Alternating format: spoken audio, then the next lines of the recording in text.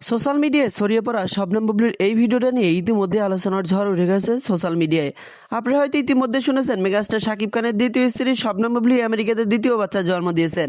আর বিষয়টি নিয়ে উত্তপ্ত এখন গণমাধ্যমের প্রত্যেকে জানি। তবে এই বিষয়টা নিয়ে মেগাস্টার শাকিব খানের দিক থেকে এখন পর্যন্ত কোনো সারা শব্দ আসেনি। ভিডিওটা ছড়িয়ে ছিটে পড়ার পর অনেকে দাবি করেন এই সন্তানের বাবা মেগাস্টার শাকিব খান। শবনম বুবলিও অফিসিয়ালি কোনো ঘোষণা দেননি। এর রিজন হচ্ছে বেশ কিছুদিন আগে আমেরিকাতে ছিলেন শবনম বুবলি এবং মেগাস্টার শাকিব খান, তারপরে তিনি আলোচনা শুরু হয়।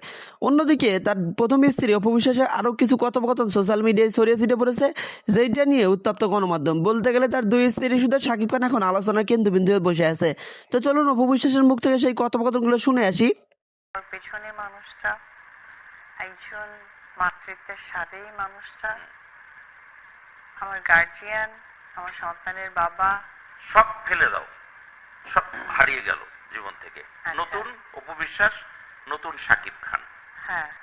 এগুলো হয়নি। আচ্ছা। তাহলে এখনো কি যদি একজন এখনো ইয়াং, মানে আরো আরো পিছনের দিকে যাচ্ছি, যখন আরো ছোট ছিলে, আরো এক বাক্যে বলি, একজন সুপারস্টার শাকিব খানকে আমি ভালোবাসিনি। আচ্ছা। আমি যখন ভালোবেসেছি তখন উনি শুধু শাকিব খান ছিলেন। কেন ভালোবেসেছিলে?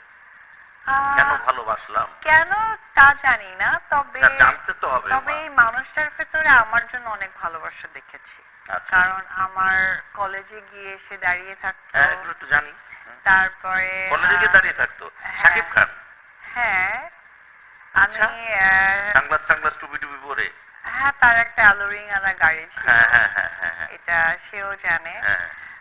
তারপর আমাদের বগুড়া পর্যটনে একটা হোটেল আছে, আগে সেখানে বলো, উঠতেন। যখন তোমার জন্য দাঁড়িয়ে থাকতো, ওটা হ্যাঁ। যখন প্রথম দেখলে, মানে আগের থেকেই তুমি জানতে যে তোমার জন্য দাঁড়িয়ে থাকে বা খবর পেয়েছো এরকম?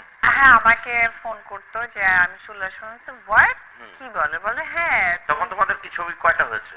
তখন মাত্র কোটি টাকার কোটি টাকার? কোটি টাকার কাবিনে, কাবিনের কাছাকাছি গেছো গিয়ে? আচ্ছা, ওকে, হ্যাঁ, যাও বলো। ওই জায়গা থেকে এটা আমাকে অনেক বেশি মানে খুব স্বাভাবিক না, আমি মাত্র কলেজে উঠেছি, এটা আমার কাছে তো অন্যরকম একটা তখন ড্রিম ওটা একটা ব্যাপার। উনি তখনও তো শাকিব খানই। উনি তখন শুধু শাকিব খান। হ্যাঁ। তো সেটা আমার কাছে অনেক ভালো লেগেছে। তারপর এত সুন্দর একটা ছেলে, এত বড় নায়ক, আমার জন্য এক্স্যাক্টলি কলেজ পড়ুয়া একটা মেয়ে আমি, কোমল কোমল মন। তারপর আমার জন্য সে শ্যামলী বাস, মানে শ্যামলী বাসে করে সে না, কোথায় বগুড়ার কি একটা গল্প বলছিল, বগুড়ার কোন রিসোর্ট বা কি জানি। আচ্ছা আচ্ছা, এটা হচ্ছে কি আমাদের পর্যটন যে রিসোর্টটা ছিল, সে বলল যে এজ এ হাজবেন্ড একটা ওয়াইফকে যে সম্মানটা দেয় সেটাই আমি তোমাকে দিব, এবং সেটা স্বামী হিসেবে সেই সম্মানটা আমি পালন করার চেষ্টা করব। সো দর্শক, আজকের এই ভিডিওটি এই পর্যন্ত। যদি ভিডিওটি ভালো লেগে থাকে তাহলে ভিডিওতে একটি লাইক, একটি কমেন্ট আর অবশ্যই চ্যানেলটি সাবস্ক্রাইব করতে ভুলবেন না। সবচেয়ে বড় জামাই আদরটা শাকিব খানই পেয়েছে। হ্যাঁ, এবং এটা সবচেয়ে বড় সাক্ষী ছিল চাষি আঙ্কেল। কারণ মানে ওর জন্য যে রান্না হয়েছিল, মানে আর একটা চ্যানেলের লোকেরা অনেকে গিয়েছিলেন, তারা জাস্ট পাগল হয়ে গেছে। তো আমার মা চেয়েছে তাকে একদম সেই জামাই টানা সেই সন্তানটা রূপে দেখতে, এবং সেও আমার মাকে, আমার দাদুকে, আমার দিদাকে অনেক ভালোবাসতেন, আমাদের পরিবারের সবাইকে। এবং আমার বোন, আমাদের এমনও হয়েছে যে রেডিসন হোটেল যে আছে, আমার আমার যে বোনের হাজবেন্ড, তার সাথে তার খুব ভালো একটা খুনসুটি ছিল। কোথাও আমরা ঘুরতে গেলে ও আগেই রুম বুকিং করতো দুটো।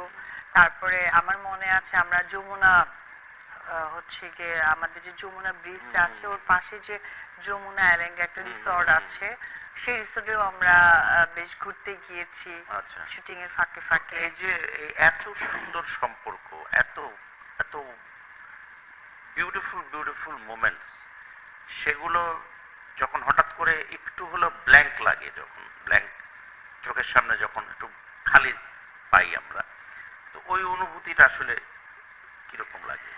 এই অনুভূতিটা আসলে আমি ফিল করতে পারি। মানুষ যে রিউমার গুলো লেখে বা যা কিছু করে, আসলে তারা সেটা তো রিউমারের জায়গায়। আমি বলছি যে এই যে এত সুন্দর সুসম্পর্ক, যেটা একটা পর্যায়ে গিয়ে আমরা জানলাম যে সম্পর্ক হয়তো এখনো একই রকমই আছে বা ভালো আছে, বাট তারপর একটা বাধা বা একটা বিপত্তির সৃষ্টি হয়েছে।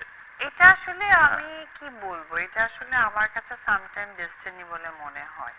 আর আমি না দাদা নেগেটিভ জিনিসটাকে খুব কম গ্রহণ করি, কারণ 1.5 ঘন্টা মানে আমার দাদা নিজেই চালাইলো, আচ্ছা। আমিও ছিলাম দাদার সাথে, মানে উড়ে উড়ে গেল, উড়ে উড়ে গিয়ে তাকে নিয়ে তারপরে শিলিগুড়িতে একটা হোটেল ছিল, অ্যাপোলো হোটেল, আচ্ছা। সেই হোটেলে দাদা আবার ফোনে বুক টুক দিয়ে রেখেছে যাতে না আসে।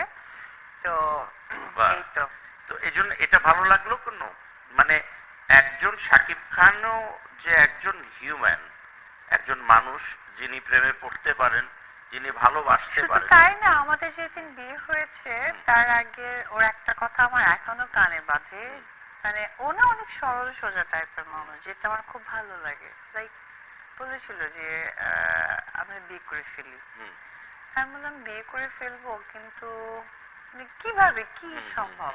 মানে একজন হাজবেন্ড যেভাবে একটা ওয়াইফকে ভালোবাসে, আমি ঠিক একজন এই হাজবেন্ডের জায়গা থেকেই তোমাকে ভালোবেসে বিয়ে প্রেম করতে চাই। কতদিন ছিল এবং তার মানে ছিল বলতে কতদিন কন্টিনিউ করার পর বিয়েটা হয়েছিল?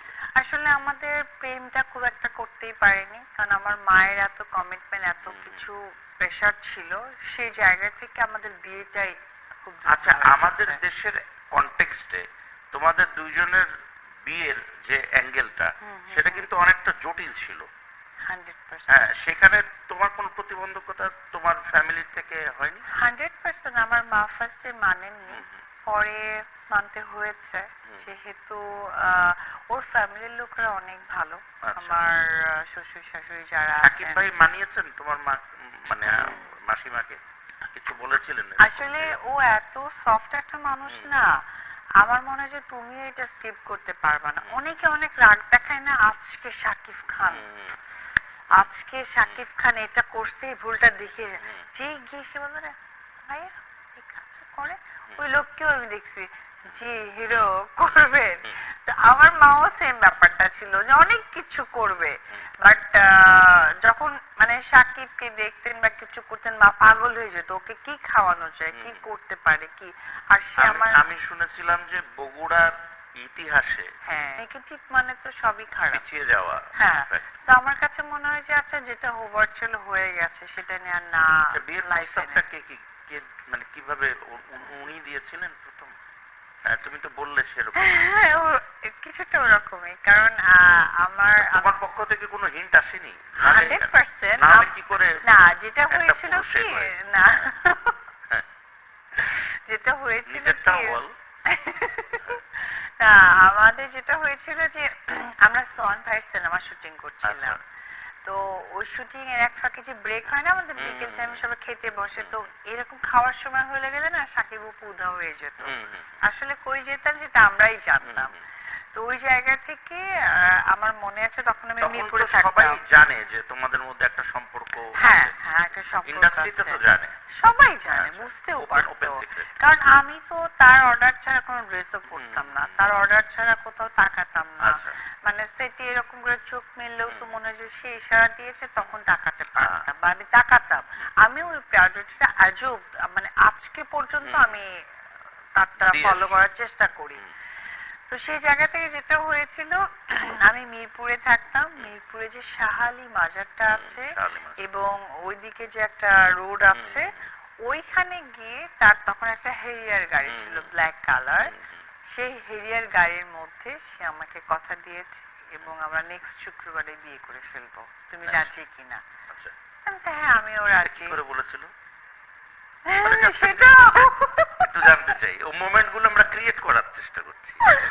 আসলে আমি একটু হয়ে যাচ্ছে, লাইক সে আসলো, আর আমাদের কমন একজন ভাই ছিলেন মামুন ভাই, মামুন ভাই ছিলেন তার সাথে গাড়িতে। আর আমি ন্যাচারালি মাকে বললাম, মা আমার কিছু জিনিস কিনতে হবে, আমি একটু বাজারে যাব। তো ওই কথা বলে আমিও আমার গাড়ি নিয়ে বের হলাম, বের হয়ে ঠিক আমরা ওই যে আশুলিয়া রোডটা যে আছে ওই রোডে আমরা দাঁড়ালাম, তার গাড়ি দাঁড় করানো, আমিও গেলাম যথারীতি আমার গাড়ি থেকে নেমে তার গাড়িতে উঠলাম। আর তার গাড়ি থেকে মামুন ভাই নেমে গিয়ে আমার গাড়িতে উঠলো। তারপরে সে তো খুব সফট কথা বলে। প্রথমে বললো যে আমরা বিয়ে করতে চাই। আমিও তো করতে চাই। আমি বললাম যে তুমি যে আমাকে বিয়ে করতে চাও, তুমি তো এখন অনেক বড় নায়ক হতে যাচ্ছ, নায়কের কাজ করছো, তুমি তো আমাকে প্রপার টাইমটা দিতে পারবা না, বা আসলে বিয়ে করার জিনিসটা ঠিক হবে কিনা। সেখানে সে উঠতেন বেশি সময়। আর হচ্ছে শ্যামলী বাসে করে বগুড়ায় তোমার সাথে দেখা করার জন্য হোটেলে যেতেন? ওখানে স্টে করতেন। আর আমাকে বলতো যে তুমি জাস্ট 1 ঘন্টা পর বাইরে আসবা, আমার গাড়িটা দেখতে পারবা। এটা উনি কিভাবে বলতেন একটু বলো না শুনি। তাতে মিমিক্রি হয়ে যাবে। তার মিমিক্রি আমার থেকে ভালো কেউ পারে না। ওইটুক শুধু শুনতে চাই। না, তখন তো আসলে এই ব্যাপারটা খুব কম ছিল। তখন ধরো ফোন দিত তো, হ্যালো বব, জাস্ট 1 ঘন্টা পর তুমি তোমার কলেজের বাইরে আসবে, তারপর দেখতে পারবে। ওরে রোমান্স, আরে বাপ রে, রোমান্স আছে কিন্তু।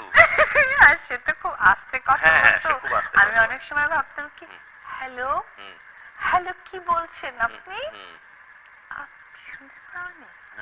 না। তুমি নিশ্চয়ই শুনেছিলে, আর একটু শুনতে চাচ্ছি। না, আমি তো ভয়ে শুনতে পারতাম না দাদা। অনেক সময় ভয়ে আমার কান বন্ধ হয়ে যেত, মানে আমি এমন করে আরেকটা কানে দিতাম।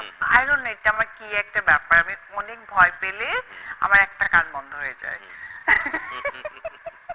আচ্ছা, তারপর হচ্ছে শ্যামলী বাসে করে সে চ্যাংরাবান্ধা বর্ডার হয়ে একবার ইন্ডিয়া গেছে। তো জাস্ট বাস থেকে নেমে তার ড্রাইভার ছিল একজন মনসুর আমাকে ফোন করেছে। ফোন করে বলতেছে, আপা আমরা না চ্যাংরাবান্ধা বর্ডার। আমি মানে তখন ভোরবেলা, মানে রাতে ইন্ডিয়াতে যাচ্ছিল কেন বগুড়া ছেড়ে? ইন্ডিয়াতে আমি ছিলাম। আচ্ছা, মানে বগুড়াও না, মানে যেটাকে বলে বর্ডার ক্রস করে ওই পারে চলে যাওয়া।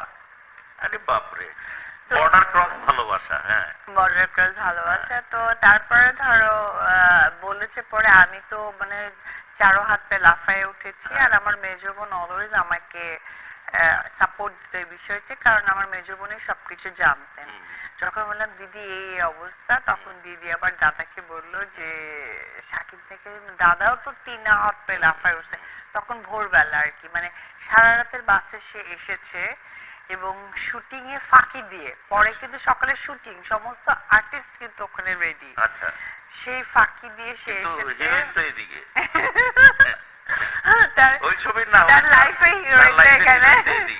ওই জায়গা থেকে পরে দাদাকে বললাম, দাদা যেহেতু দিদিদের গাড়ির বিজনেস, তো দাদা সঙ্গে সঙ্গে বললো যে ঠিক আছে, একটা গাড়ি নিয়ে ড্রাইভার রেডি থাকতো, বর্ডার অব্দি চলে গেল। আর তাদের বাসা থেকে ওই বর্ডারের ডিস্টেন্স হচ্ছে 1.5 ঘন্টার মতো।